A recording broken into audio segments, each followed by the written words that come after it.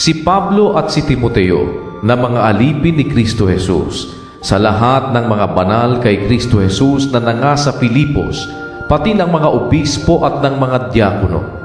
Sumainyo nawa ang biyaya at kapayapaang mula sa Diyos na ating Ama at sa Panginoong Hesukristo. Ako'y nagpapasalamat sa aking Diyos sa tuwing kayo'y aking naaalaala, na parating sa bawat daing ko ay masayang nananaing ako na patungkol sa inyong lahat. Dahil sa inyong pakikisama sa pagpapalaganap ng Ebanghelyo mula ng unang araw hanggang ngayon, na ako'y may lubos na pagkakatiwala sa bagay na ito, na ang nagpasimula sa inyo ng mabuting gawa ay lulubusin hanggang sa araw ni Hesukristo. Gaya ng matuwid na aking isiping gayon tungkol sa inyong lahat, sapagkat kayo'y nasa aking puso, palibhasay sa aking mga tanikala at pagsasanggalang at sa pagpapatunay naman sa Ebanghelyo, kayong lahat na kasama ko ay may bahagi sa biyaya. Sapagkat saksi ko ang Diyos kung gaano ang pananabik ko sa inyong lahat sa mahinahong habag ni Kristo Jesus. At ito'y idinadalangin ko, na ang inyong pag-ibig ay lalo't lalo pang sumagana nawa sa kaalaman at sa lahat ng pagkakilala, upang inyong kilalanin ang mga bagay na magagaling, upang kayo'y maging mga tapat at walang kapintasan hanggang sa kaarawan ni Kristo, na mga puspos ng bunga ng kabanalan, na ito'y sa pamamagitan ni Hesukristo sa ikaluluwalhati at ikapupuri ng Diyos.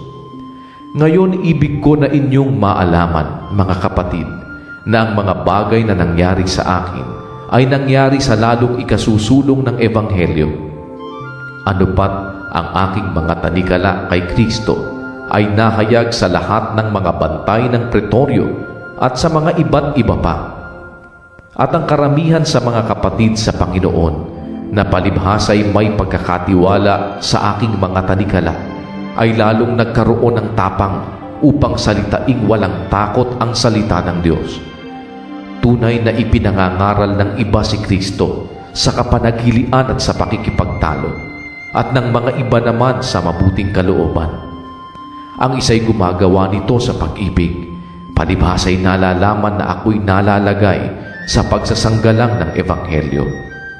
Datapwat itinatanyag ng iba si Kristo dahil sa pagkakampi-kampi, hindi sa pagtatapat, na ang iniisip ay dalhan ako ng kapighatian sa aking mga tanikala.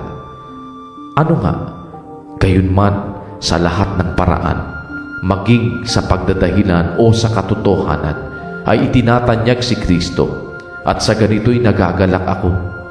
Oo, at ako'y magagalak, sapagkat nalalaman ko na ang kahihinatnan nito'y sa aking ikaliligtas sa pamamagitan ng inyong pananaig at kapuspusan ng Espiritu ni Kristo, ayon sa aking maningas na paghihintay at pag-asa, na sa anumay hindi ako mapapahiya, kundi sa buong katapangan na gaya ng dati, gayon din naman ngayon, ay dadakilain si Kristo sa aking katawan, maging sa pamamagitan ng kabuhayan o sa pamamagitan ng kamatayan. Sapagkat sa ganang akin, ang mabuhay ay si Kristo, at ang mamatay ay pakinabang. Ngunit kung ang mabuhay sa laman ay siya kong palad, ito'y magiging mabungang pagpapagal, na aywan ko nga kung ano ang aking pipiliin.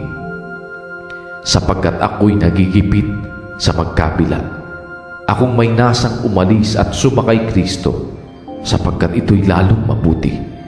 Gayunmay ang manatili sa laman ay siyang lalong kinakailangan dahil sa inyo. At sa pagkakatiwalang ito ay aking nalalaman na ako'y mananatili. Oo, at mananatili ako na kasama ninyong lahat sa ikasusulong ninyo at ikagagalak sa pananampalataya, upang managana ang inyong pagmamapuri kay Kristo Jesus sa akin sa pamamagitan ng aking pagharap na muli sa inyo.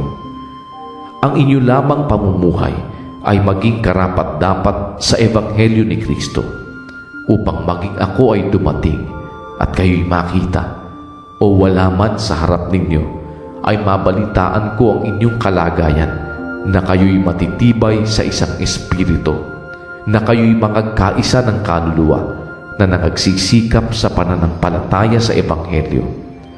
At sa anuman ay huwag kayong mga takot sa mga kaaway, na ito sa kanila ay malinaw na tanda ng kapahamakan, datapwat tanda ng inyong pagkaligtas, at ito'y mula sa Diyos, sapagkat sa inyo'y ipinagkaloob alang-alang kay Kristo, hindi lamang upang manampalataya sa Kanya, kundi upang magtiis din naman alang-alang sa Kanya.